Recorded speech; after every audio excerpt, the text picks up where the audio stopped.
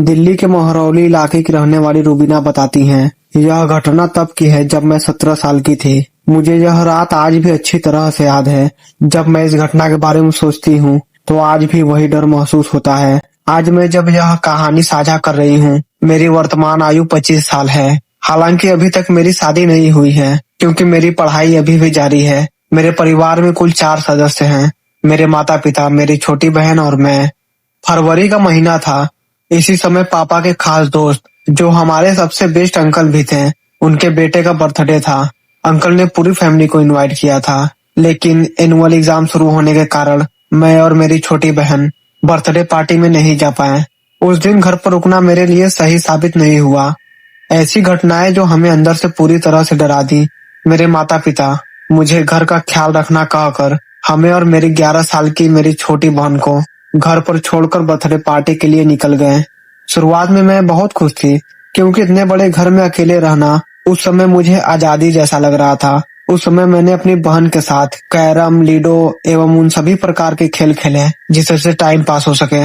शुरुआत में सब मजेदार लग रहा था। मैं नीचे वाले कमरे में गई और वहां बैठकर अपनी बहन के साथ एक डरावनी फिल्म देखने लगी। अकेले घर में रात को हॉरर फिल्म देखना शायद मेरी सबसे बड़ी बेवकूफी थी, वह भी जब साथ में छोटी बहन हो। फिल्म के बीच तक पहुंचते पहुंचते हम लोगों को डर लगने लगा। सिर्फ फिल्म की वजह से नहीं, बल्कि घर की आवाजों की वजह से भी। दरवाजे की चरमराहट, खिड़कियों से टकराती हवा, हर आवाज मुझे बेचैन कर रही थी। जब भी फिल्म में कोई तेज आवाज आती, मैं डर कर पीछे मुड़कर देखने लगती। मुझे आभास होने लगता जैसे कोई सीढ़ियों पर खड़ा हो।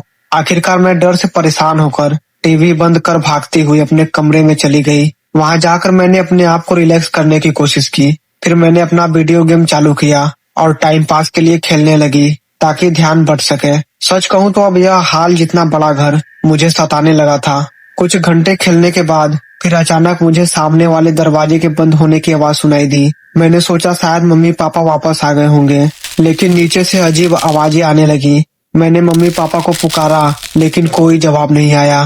धीमे कदम, कुछ घसीटे जाने जैसी आवाजें, यह सब बहुत देर तक चलता रहा और मेरा डर बढ़ने लगा। आखिरकार मैं खिड़की तक गई ताकि देख सकूं कि नीचे मेरे हाल के कमरे में कौन है।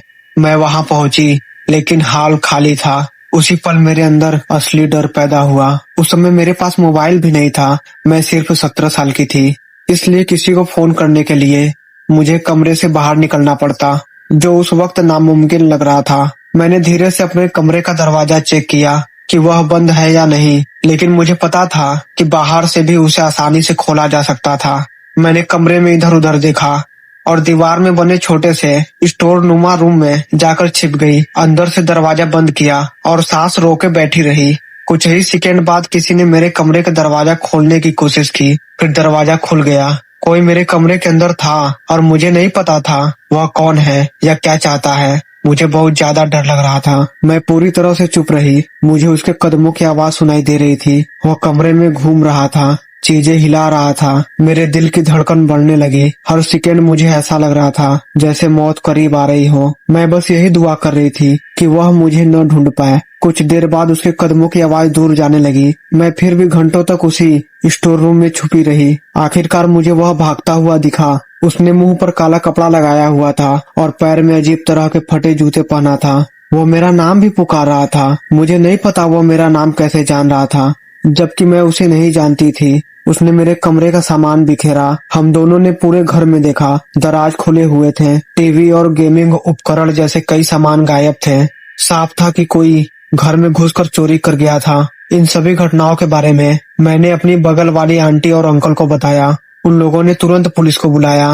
पुलिस आई, रिपोर्ट बनाई और मुझसे कुछ सवाल भी पूछे। सुबह करीब 4 बजे मम्मी पापा बर्थडे पार्टी से लौटे। पापा गुस्से में थे और मम्मी ने मुझे गले लगाया, बस यही कहा कि वह खुश है कि मैं सुरक्षित हूँ।